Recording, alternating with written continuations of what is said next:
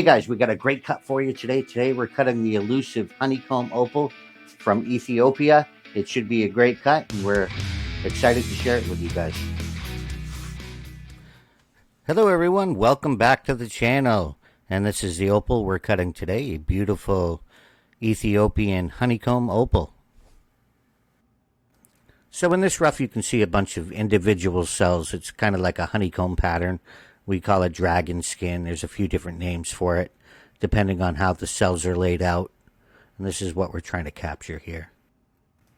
It's a nice looking piece of rough, as you can see as we look through with the gem torch, that we have no inclusions.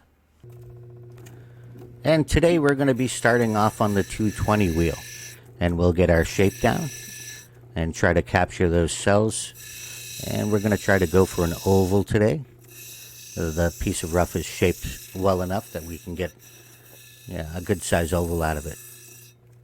We'll be popping up multiple choice questions throughout the show. You can answer them if you're live with us in the chat. See who gets them right and gets them wrong. And we do have lives every other Thursday where you can win prizes, and we have multiple choice questions during our lives, and we have giveaways. So check us out every other Thursday, 9 p.m. Eastern Standard Time, and you may win an opal.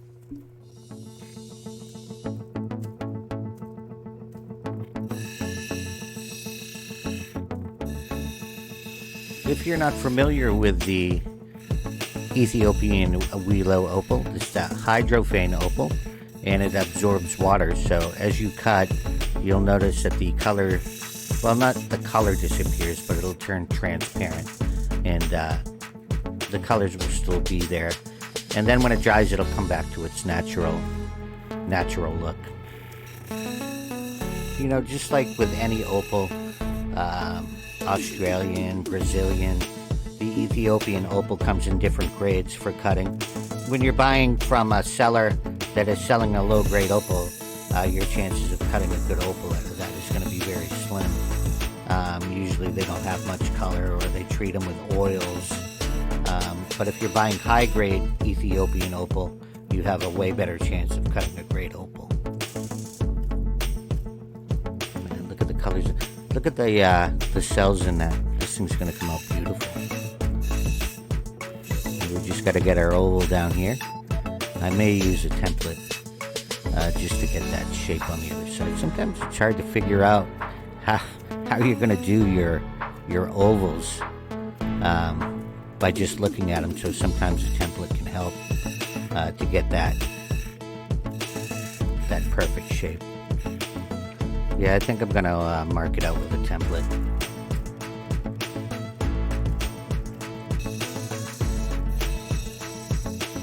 So we marked it out, and now we can get our perfect oval. And you want to make sure the bottom of your stone is nice and flat, so when you dop it, you can get a good dome on your stone.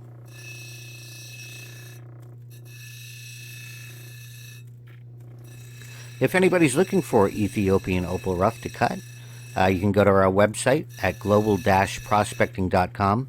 There we have a ton of opal cutting rough, so you can cut your gemstones with, and we have high-grade opal, and we also have some specimen grade opal that you can choose from.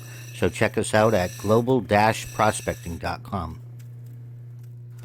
Well, she looks good there, and we're going to move on to the next wheel.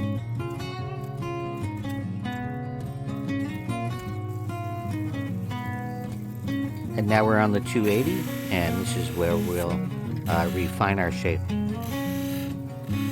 And just make sure that on these first couple of wheels you don't let your opal dry, because it opens all the pores in the opal, so it's more susceptible to cracking, because it'll start drying out way too fast, and then you could get a cracked opal. So just make sure when you're using these first couple of wheels here, you don't let your opal completely dry out. And that's with the Ethiopian Wilo opals.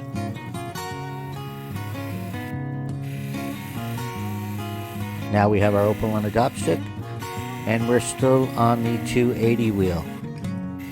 And we'll refine our shape a little bit more, and we'll get this top evened out. And then we'll start our dome. You can see all the color in that though. It's going to be a beautiful opal when it's done.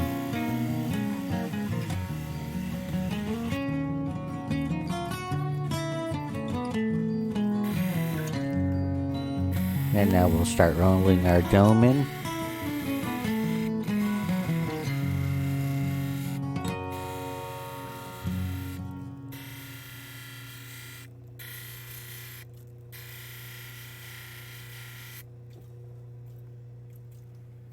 If anybody's looking for a quicker way to get to our channel, you can go to letscutopal.com and that'll take you directly to our YouTube channel. And we have a ton of opal cutting videos there for you to watch. In between each wheel, I recommend drying the opal off and taking a look to see if you've left any scratches. That way you don't have to go back steps to fix your opal. And here we are at Mineral Mine. You can see this beautiful, beautiful. Look at this fluorite with a huge quartz point, a couple of quartz points. It also has calcite on it, and it also has a little bit of pyrite. Check out that beautiful specimen. This would look beautiful in anybody's display case. And we also have these available for sale on our website at global-prospecting.com. This particular specimen does glow in the dark. It does glow, with black light. The calcite will glow orange and the fluorite will glow purple. Look at that. Amazing.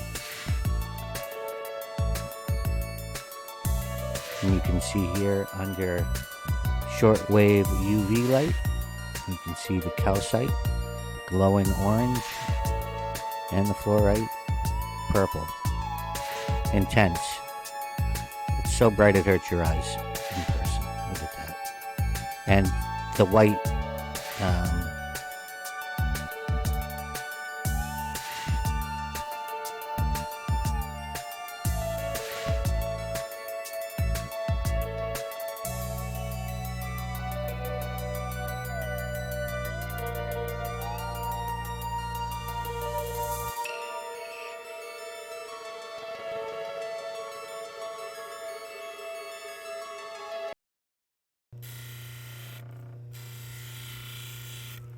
and every type of opal has its own particular set of challenges, just like the Australian.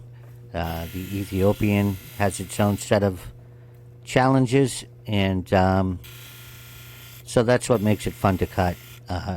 Different opals from around the world are the different challenges you get from cutting these different types of opal. I just can't let you go. Lord knows that I've tried to.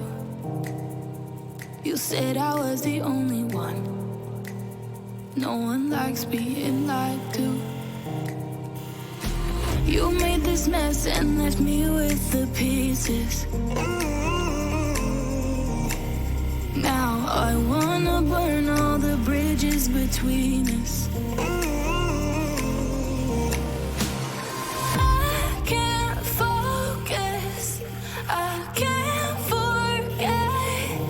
I've been thinking too much lately. I just need to clear my head. And if anybody's interested in sending in some of the work that they've done, some photographs or videos, we'd love to take a look at it. It's pretty interesting to see what people have come up with, whether cutting cabs, beginners to intermediate to professionals, sending in photographs of their work and making necklaces and rings and cabochons. It's pretty cool. So if anybody's interested, you can just send us an email to globalprospecting1@gmail.com.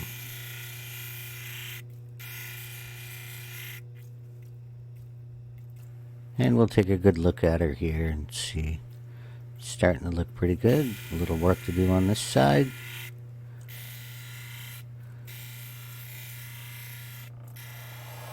Like you, be strong, the sun.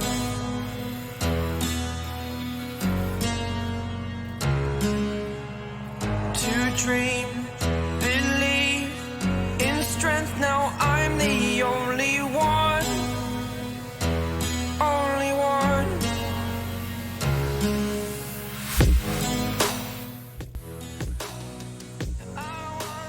Wow, look at the color in that.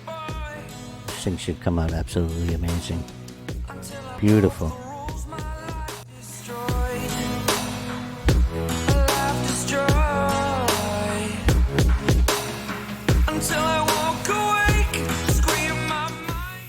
And if anybody's looking for opal gear, you can get your opal gear down in the description. You can go to our spring store. We have hats there, t-shirts, all kinds of different stuff. So it's in the description. You can go to our spring store. And I think we have 15% off right now. And thanks for purchasing, guys.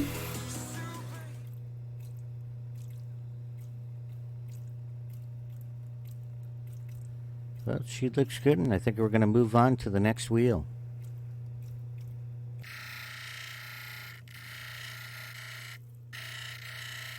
And here we are on the 600 wheel, and we'll start our pre-polish here and get some of those thicker scratches out of this, some of the facets, and start our trail to the cerium oxide. Look at how much color's in that beautiful opal. This opal should be absolutely amazing. It's going to be made into a pendant.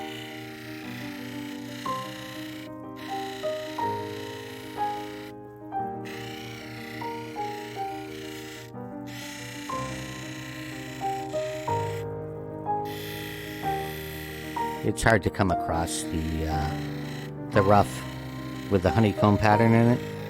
But if you look at a piece of rough and you see these long fingers of color coming up, usually underneath those long fingers of color you can get a honeycomb pattern, depending on how far you cut down into it.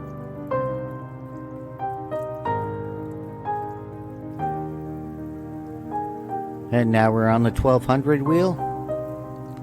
And we won't spend too much time on the 1200. In these next few wheels, we'll be able to move right through them and get this baby polished up and ready for the drying process. And I'd like to do a few shout outs, and the first shout out goes to David Comstock 9462. Thanks for the great comment, David. And the next one goes to Lucky Charm Ranch. Thanks for the great comment. And to Dirk Danikowski 9701, and also to Crumb Kate. Thanks for the great comment, guys, and everybody that left a comment, we appreciate it. And for anybody looking for a great cabbing machine, we use the Cab King. And now we're on the 3000 wheel. Look at the colors in that beautiful opal. I can't wait to see it when it dries and all those little cells start popping off. It should be a beautiful gemstone.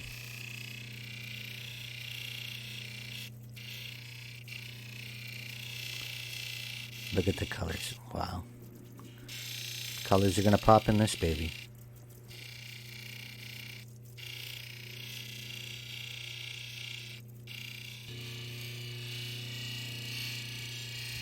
And now we're on the 14,000 wheel, and we'll finish this opal up, and then we'll move to the cerium oxide.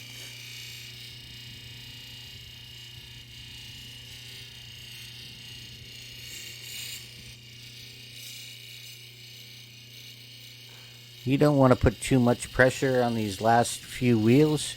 Basically, you're just trying to take out the smallest scratches there are, and you don't want to take a chance of crazing your opal.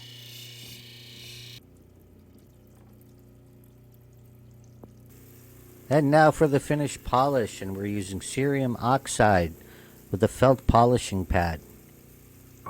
I want to share with you a story of perseverance, a tale of determination, and a testament to the power of not giving up. Cutting opal, the art of revealing the hidden beauty within these gemstones, is not just a craft, it's a metaphor for life itself.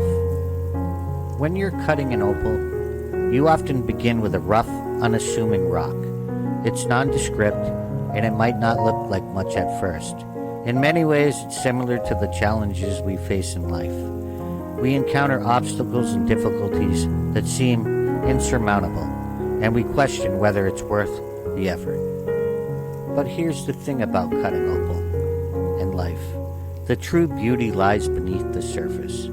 When you start cutting into these seemingly ordinary stones, you expose vibrant colors and patterns that take your breath away. It's a metaphor for the potential that exists within us, within every situation we face. So, my friends, I urge you not to give up on cutting opal, but more importantly, I encourage you not to give up on the challenges and dreams that shape your life. Embrace the difficulties, adapt, and persist, for within the rough exterior, there is a treasure waiting to be revealed. So this is the opal still wet, and we'll take a look at it dry coming up next.